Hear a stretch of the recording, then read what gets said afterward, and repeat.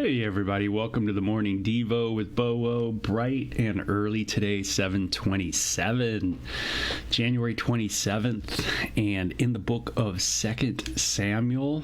That's right, going through this book, almost done with this book, and then we can move on. But we've been kind of in the life of King David, and he just got done, if you will, stopping insurrection from his son, Absalom. And boy, father and son definitely had a tough go.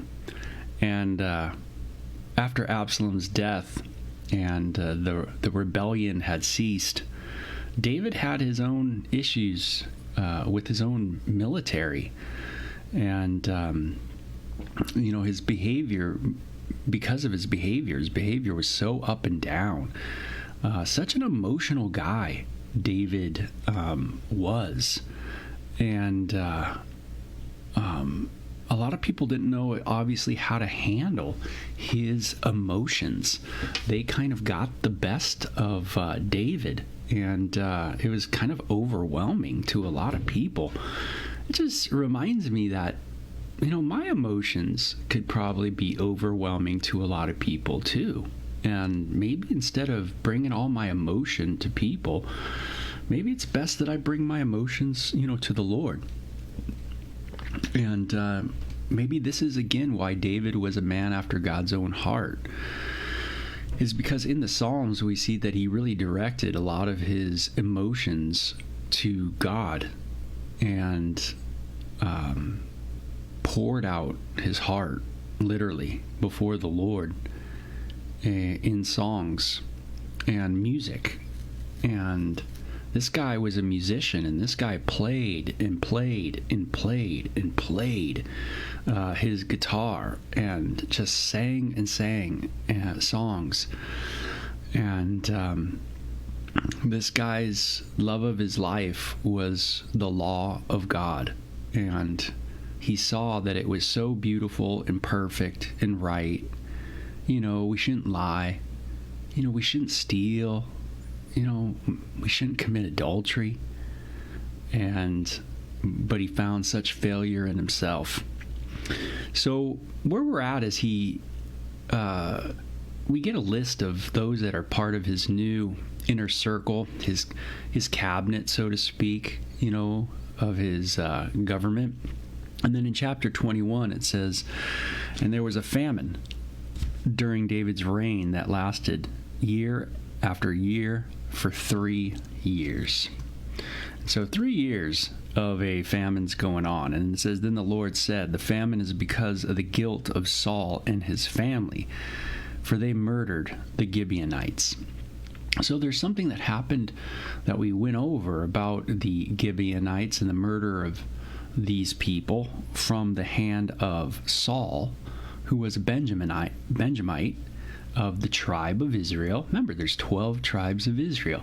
You could see how when we're reading through the Bible, things start making sense because we're just reading through the Bible. We kind of go, oh yeah, I remember Saul. Saul was the previous king. So it says, so King David summoned the Gibeonites.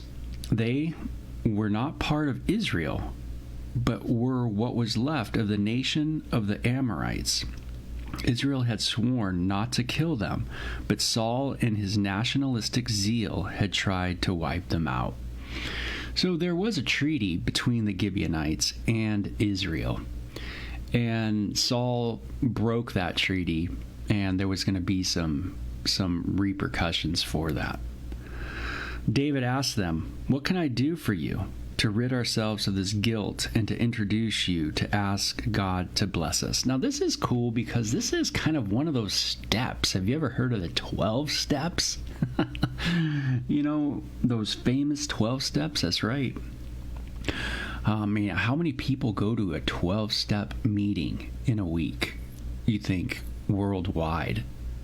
A lot, right? It's probably one of the biggest small group meetings ever in the world. Talking about an evangelistic explosion. Yeah, 12 steps. Unreal. Learning about God. if you've ever read the 12 and 12, or what's called the Big Book, man, there's some real eye-opening things in there, some very interesting details of how we function as human beings and the remedy for those things. And one of those, we could see it in the Bible, is the one of making restitution, right? Making amends, and then restitution, you say, hey, man, I messed up. We're sorry. Now I'm guilty. And, what can I do to, fix this? Do you have anybody that you need to make amends with today? Is there someone you need to call and say, hey, I've been harboring a lot of hate, in my heart, and I need to ask for forgiveness for that. Is that kind of amends needed in your life to give you peace, to give you some rest? Maybe you realize now that you don't need to hold on to all that, or maybe you see the problems because of all that pent up resentment and bitterness and anger that's in your heart. So David asked them, the Gibeonites, hey, what is it? How can we get rid of this guilt nationally for what we've done to you? Well, money won't do it, the Gibeonites replied, and we don't want to see the Israelites executed in revenge. What can I do then? David asked. Just tell me and I will do it for you. Well, then they replied, give us 7 of Saul's sons, the sons of the man who did his best to destroy us. We will hang them before the Lord in Gibeon, the city of King Saul. Wow. Right? The Gibeonites said, hey, you know what? We don't want money. We're not going to ask for this. We're not going to ask for all this stuff. We just need revenge on, there should be justice for Saul's, what Saul's done. And boy, the ramifications for what we do and how it can pass down through generation to generation can be a real bummer. A lot of people talk about, generational curses, but my take on that's so different. It's just like, of course we all are, cursed are those who do not obey the law, the Bible says. Yeah, you talk about a generational curse? Yeah, everybody. Every single person, right? Meaning all of us are sinners. All of us need salvation. When someone says, are you under a generational curse? Well, Adam and Eve sinned. And guess what? Ever since then, it's not been good. So, Jesus is the remedy to fix that. He's the one who is bringing, if you will, the image of God back to us human beings, and through his redemption, right? His sacrifice for us, his atonement for us, his, if you will, wiping our sins as far away as from the east as from the west. He's now brought us. That's what offering means. Brought us to the Father. A relationship is now there. So the Gibeonites say what they say to David about the 7 sons. And then it says, all right, the king said, I will do it. He spared Jonathan's son, Mephibosheth, who was Saul's grandson, because of the oath between himself and Jonathan. But he gave them Saul's 2 sons, Omonai and Mephibosheth, whose mother was Rizpah, the daughter of Aiah. He also gave them 5 adopted sons of Machal, Mishal, that she brought up for Saul's daughters, Merab, the wife of Adriel. The men of Gibeon impaled them in the mountain before the Lord. So all 7 of them died together at the beginning of the barley harvest. Wow. So at the beginning of the barley harvest, some serious justice and judgment was done, right? If you will, capital crime was committed, and the justice system finally caught up. Yeah, it always does. Everything always catches up to us, doesn't it? All of our sins catch up to us. Everything always catches up to us, right? No one gets out free. That's right. Read Psalm 73. That's a good one when you get that idea of like, oh, everybody's getting off scot-free. Not really. And so, interesting list too. You get some of the ladies here that are involved in these people's lives. Sometimes all we get is a lot of the men involved in the narrative, and it's nice sometimes to get the ladies that are involved in these men's lives as well. And boy, what a story they would have, if they wrote books or reading their diaries. Boy, what an insight, just to their surroundings and what's going on with them. It'd be really interesting, that's for sure. The Bible, of course, is bringing out God's involvement in these people's lives. Why? Because for the redemption of the world, it's narrowing in on a family that's going to fulfill. God's going to use this family to fulfill a incredible promise, a promise of a son being born, and one that would redeem the world from the curse. And so that's the big picture of the narrative of the Bible. It says, then Rizpah, the mother of 2 of the men, spread sackcloth upon a rock and stayed there through the entire harvest season to prevent the vultures from tearing at their bodies during the day and the wild animals from eating them at night. Wow, this Rizpah really is committed to what? The sacredness of the body, right? Not to just have them get ripped apart. Then David learned what she had done. He arranged for the men's bones to be buried in the grave of Saul's father, Kish. At the same time, he sent, which was a very respectful thing to do, no doubt. And at the same time, he sent a request to the men of Jabesh Gilead, asking them to bring him the bones of Saul and Jonathan. Wow, these are really sacred things. The idea of burial, the idea of having a resting place for someone, right? Whatever situation their body is in, whether it's a whole body that's decaying, or whether it's a crushed body, or whether it's a half-eaten body, or whether it's a bones, a bunch of ashes, of bones, but you give it some kind of resting place. This is a theme that you see throughout the Bible, which is beautiful. We don't just let a body rot out in the desert. We consider it sacred. It's a real unholy thing to just let something just rot out there, but to really give it its proper burial place.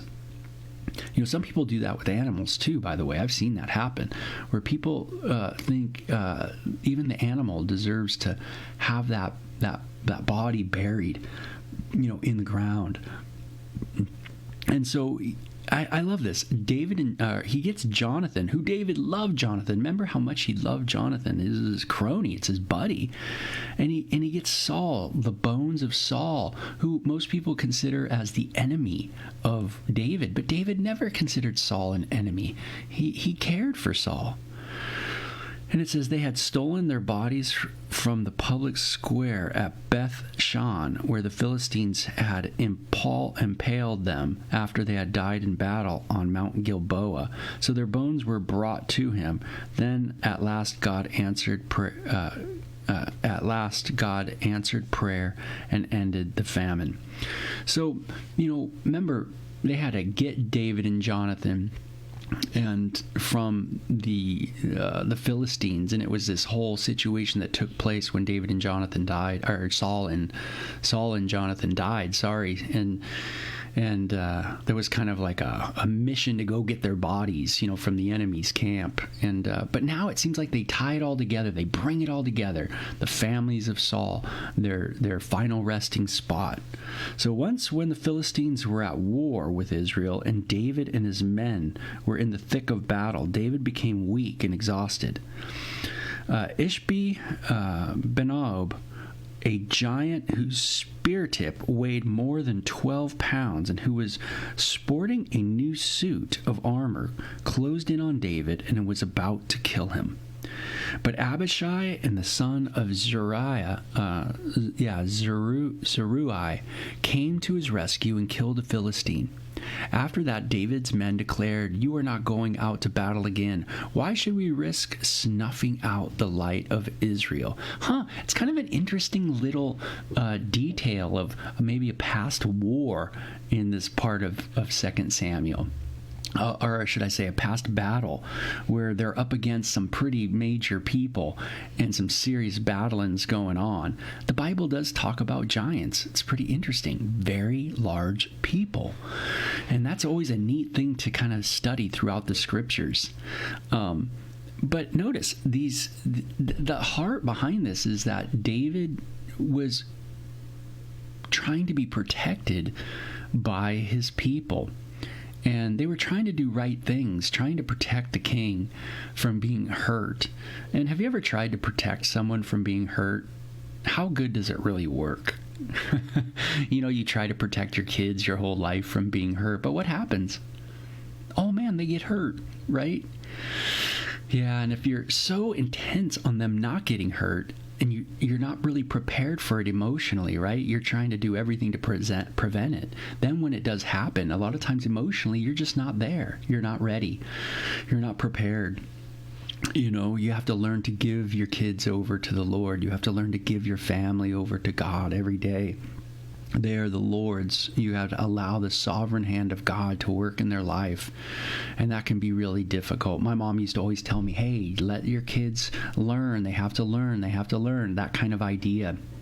They have to go through what they got to go through and make it work, kind of thing. Don't bail them out. Don't bail them out. I could hear her in my ear, Now, when David was chilling out and not at war, remember what happened to him? He got in trouble.